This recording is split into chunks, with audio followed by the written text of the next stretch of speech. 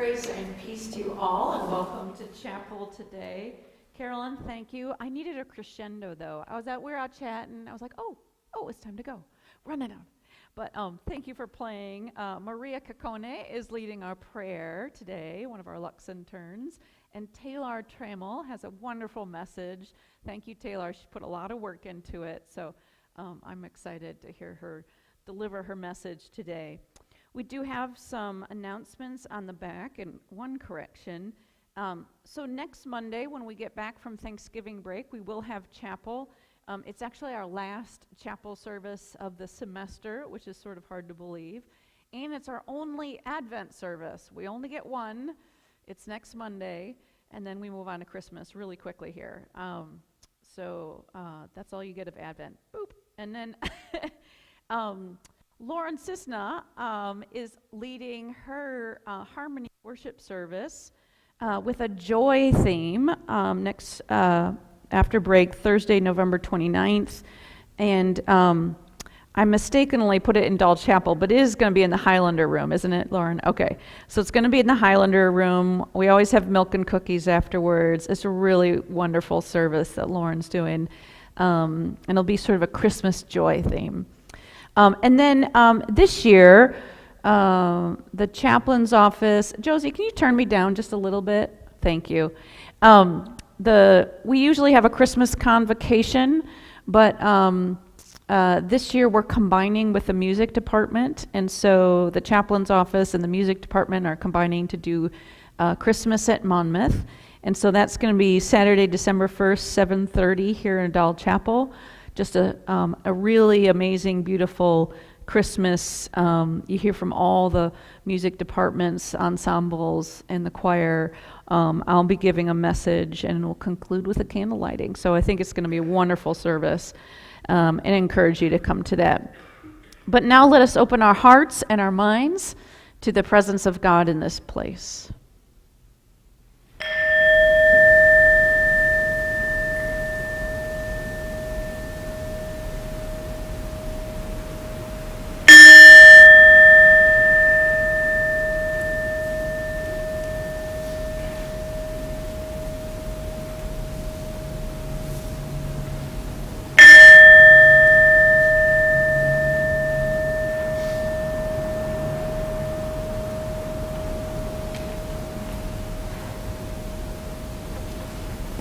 Now I invite you to stand, and we'll join in singing our opening hymn, number 627, I Love You, Lord. It's short, so we're just going to sing it through 3 times.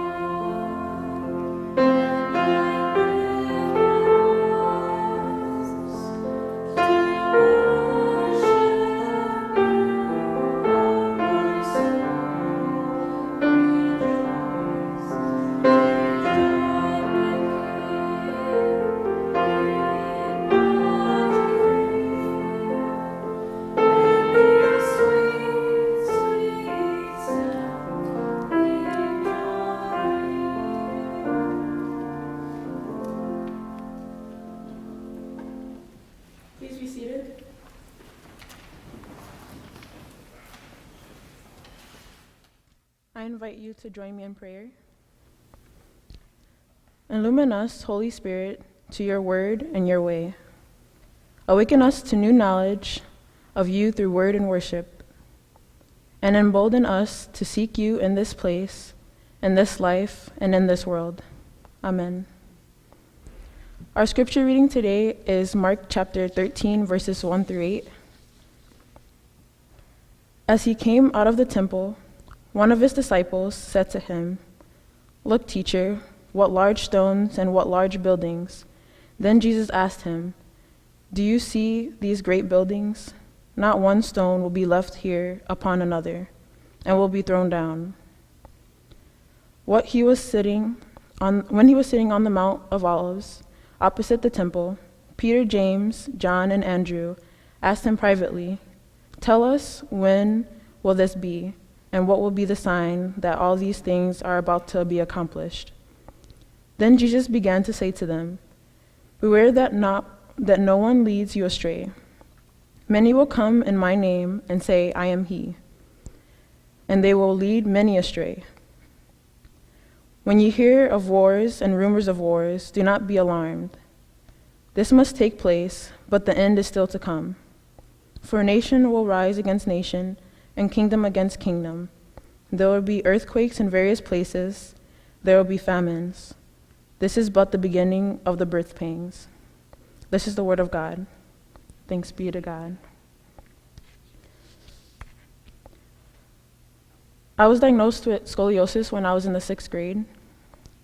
I was then given a back brace that was shaped to my 6th grade body that was supposed to help to form my spine straight again. While I was given my back brace, I was also going through a growth spurt. I went through the next 2 years wearing this back brace at night, which gave me additional pain because I was growing while it was also shaped to my 6th grade body.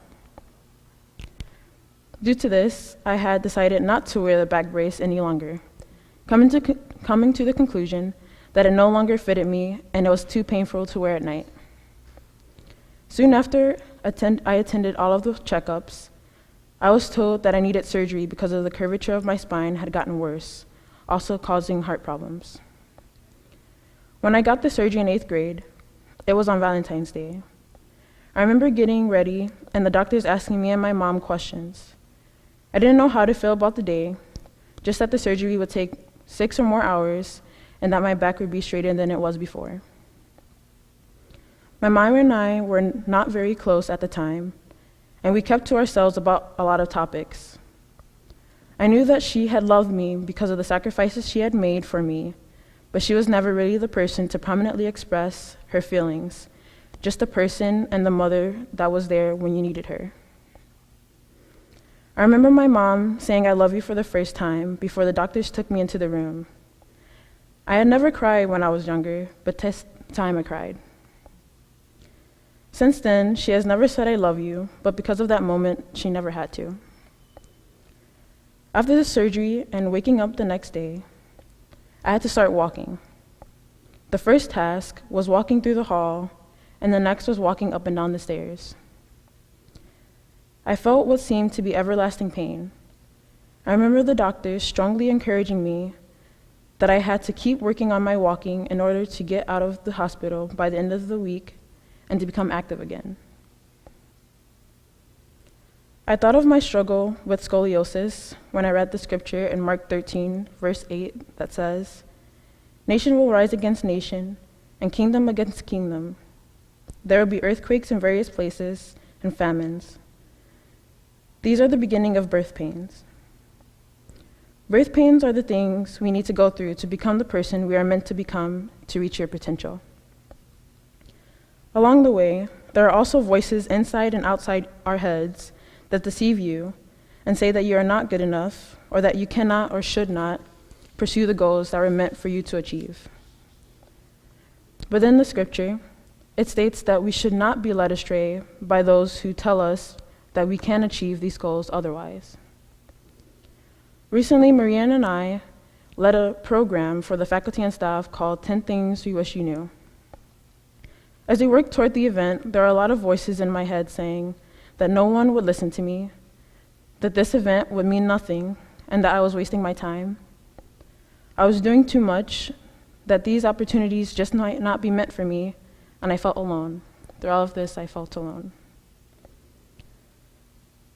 Although I felt this way, I also was able to realize that I was not alone, and that God was with me along the way, and that He loves me regardless of the mistakes I might make. I also know that it was because of God's blessings that I was able to receive the opportunities presented to me. I was never alone. I am not the only one who hears these voices. We all do. On campus, there's a lot of tension going on and high expectations given to everyone based on where they need to be for the semester and how they need to approach certain situations. This has led many students astray. Some are just ready to give up because the semester is over, and some are prepared to give in because the struggle has been too much to bear. I remember not too long ago, my friend was trying to get into a new program that was advised by a professor that she didn't get along with. My friend then came to me and asked, I don't know if I should become a part of this new organization and be in constant communication with that person or just quit before it even starts. I then told her, I don't want you to quit an opportunity before it even starts, just because a relationship with a professor is not good. You would be missing out on an opportunity, an experience that could be really good for you. I don't want one person to stop you from achieving something that could lead to better things. Is the struggle really worth it for the opportunity? In these experiences that God has given me, I have gone through my own birth pains of growing into the person that God has prepared me to be and what He created us all to be. Sometimes we have to do the things that are most uncomfortable and that will give us more pain and trials before we can actually reach the fruits of our labor. Sometimes when we are becoming, it can be a struggle, and that struggle can be painful mentally, physically, and spiritually. Just as I asked my friend, we also have to ask ourselves, are we capable of taking the risk? Is that risk, pain, and struggle really worth it? What makes it worth it for me is my siblings. I remember as the second oldest, and after my older brother had left, my dad had always emphasized the sacrifice that I would have to make for my siblings, just as he expressed the sacrifices he made for us when we were born. Not saying that I've sacrificed my life totally, or that sacrifice is bad, but because I love my siblings. Education has always been an important aspect of our household, so achieving academically and becoming a good role model for my younger siblings makes it all worth it for me. I want my siblings to know that there are birth pains that I go through because it is something that is necessary to be the person that you are becoming. For me, personally, I believe that it is worth it. Not for just me, but for all of us. We think of what's at stake. What motivates me to make it worth it is potential.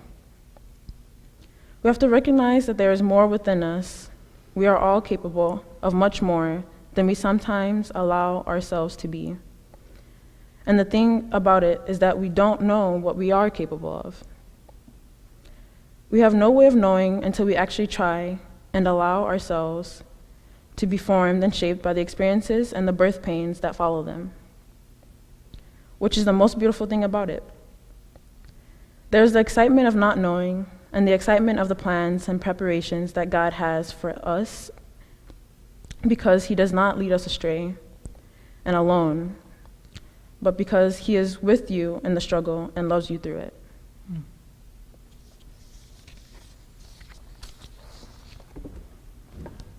Thank you, Taylor. That was the message I needed to hear today. I invite you to stand and let's sing together hymn number 726, Will You Come and Follow Me?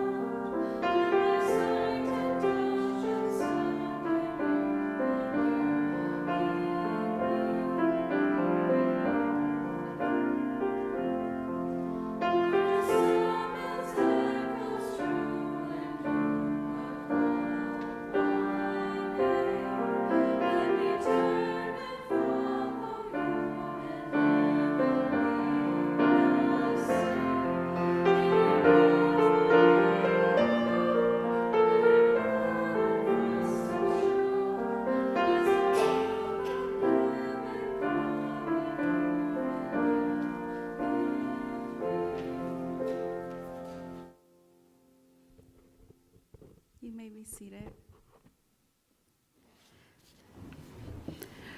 Please join me in the prayer of the people. Let us pray. Holy God, we come before you as your people, full of hope and gratitude, yet also carrying doubts and fears. We take this time now to voice the things that we have set in our hearts. For the students, faculty, and staff on our campus, we pray. For people who are hungry here in the community, we pray. For those who are sick and in need of healing, we pray. For friends who listen to the voices that say, "You're not good, you can't, you're not worth it," we pray. For the oppressed and the forgotten, we pray. For the needs in our world, we pray. Holy God, hear these prayers that we have lifted up on you, prayers for the people, for your world, for your community and campus, and even for ourselves. Help us move through our growing pains, listening to your voice of your love and support, so we can become the people you created us to be. Finally, hear us now as we pray the prayer Christ taught us by saying, "Our Father, who art in heaven, hallowed be thy name. Thy kingdom come, thy kingdom done, on earth as in heaven. Give us this day our daily bread, and forgive us our debts as we forgive our debtors. And lead us not into temptation, but deliver us from evil. For thine is kingdom, and the power, and the glory forever. Amen." Please stand up and join us on our final hymn.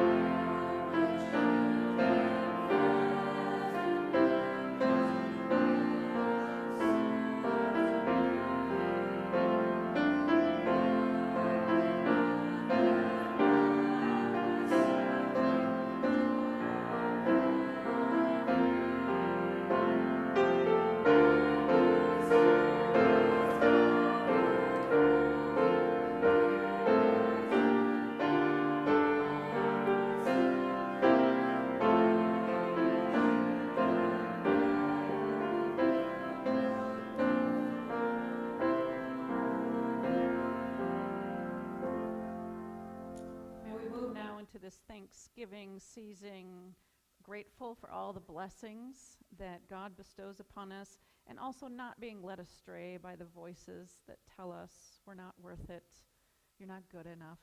You are worth it. You are good enough. And may the grace, hope, peace, and love of God the Creator, God the Redeemer, and God the Sustainer be with us all, now and forevermore. Amen. Go in peace, everyone.